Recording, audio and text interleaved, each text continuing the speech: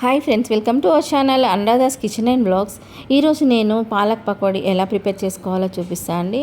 అది కూడా మనం ఈజీ స్టెప్స్లో ఎలా ప్రిపేర్ చేసుకోవాలో చూద్దాం. దానికోసం ఇక్కడ పాలకూరను చిన్న చిన్నగా కట్ చేసుకొని ఆ తర్వాత దాంట్లో కొంచెం సాల్ట్ వేసి ఒక గ్లాస్ వరకు వాటర్ వేసేసుకొని పక్కన పెట్టి ఉంచేసుకుందాం కొంతసేపు దాన్ని. ఆ తర్వాత ఒక బౌల్ తీసుకొని కొంచెం ఒక ఉల్లిపాయ ఇలా చిన్న చిన్నగా కట్ చేసి పెట్టుకొని ఆ తర్వాత ఒక 2 పచ్చిమిర్చి కూడా చిన్న ముక్కలుగా కట్ చేసి వేసుకుంటున్నాను.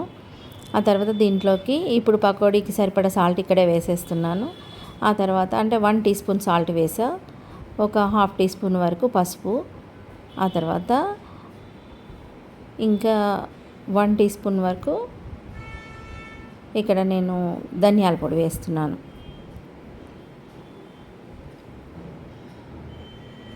ఇంకా జీలకర్ర, ఒక 1/2 టీ స్పూన్ జీలకర్ర, ఇవన్నీ వేసుకొని ఒకసారి మంచిగా కలిపేసేసుకుంటే ఇంకా ఉల్లిపాయల్లో వాటర్ కొంచెం రిలీజ్ అవుతూ ఉంటుంది. ఆ తర్వాత మనం పక్కన పెట్టుకున్నాం కదా ఆ పాలకూరను కూడా కొంచెం నీళ్ళన్నీ తీసేసుకొని ఇట్లా మంచిగా వేసేసుకోవాలి. ఎందుకంటే పాలకూర బయట ఏమైనా కలిపి పెంచుతూ ఉంటారు కదా, సో ఆ మందులన్నీ పోవటానికి అలా కాస్త సాల్ట్లో వేసి నానబెట్టాను. తర్వాత అవి మామూలుగా వేసేసుకుంటే సరిపోతుంది. ఆ తర్వాత ఒక 2 బౌల్స్ వరకు ఇక్కడ నేను శనగపిండి వేస్తున్నాను. చిన్న బౌల్ 2 బౌల్స్ వేసాను.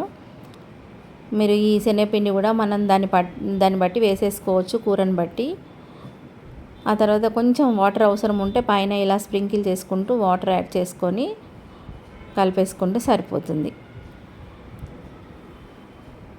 అంటే 2 గంటల ఇక్కడ నేను కొంచెం శనగపిండి తీసుకున్నాను.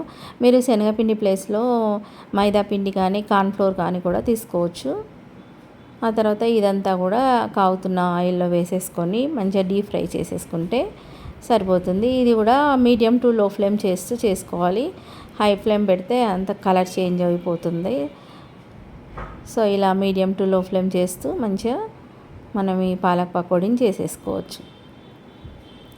ఈజీగా చేసుకోవచ్చండి. ఈ పాలకూర ఇలా మంచిగా ఎంత బాగుంటుంది ఇలా చేస్తే మాత్రం. పిల్లలు కూడా మంచి ఇష్టంగా తింటారు. ఇంకా పాలకూర డైరెక్ట్ తినని వాళ్ళు ఇలా ఒకసారి ఫ్రై చేసి పెట్టి చూడండి, మంచిగా తినేస్తారు పిల్లలైతే.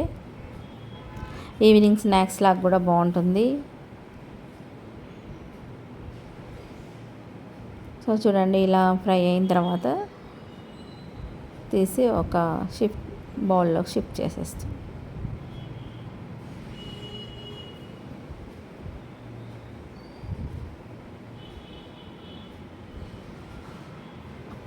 అండ్ ఫస్ట్ టైం నా ఛానల్ చూసేవాళ్ళు సబ్స్క్రైబ్ చేసుకోండి ప్లీజ్. ఒక లైక్ ఇవ్వండి, షేర్ చేయండి. పక్కనే ఉన్న బెల్ ఐకాన్ని ప్రెస్ చేస్తే నేను పెట్టే వీడియోస్ అన్నీ నోటిఫికేషన్ రూపంలో వస్తాయి.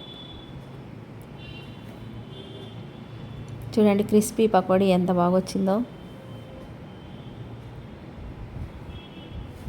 మిగతాది కూడా అంతా అలానే వేసేసుకుందాం. ఇంకా ఇది ఇన్స్టెంట్గా అప్పటికప్పుడు చేసేసుకోవచ్చండి. మనం ఇందులో ఇంకా ఏమీ యాడ్ చేయలేదు అసలు. ఈనో కానీ తర్వాత బేకింగ్ పౌడర్ తర్వాత బేకింగ్ సోడా అలా ఏమి యూస్ చేయకుండా చేసేస్తున్నాము. ఆయిల్ కూడా ఎంత పెద్దగా ఏమీ పట్టదు. చూడండి అయిపోయింది పాలక్ పకోడీ. ఒకసారి మీరు కూడా ట్రై చేసి ఎలా వచ్చిందో కామెంట్ రూపంలో కామెంట్ చేయండి. And thank you for watching.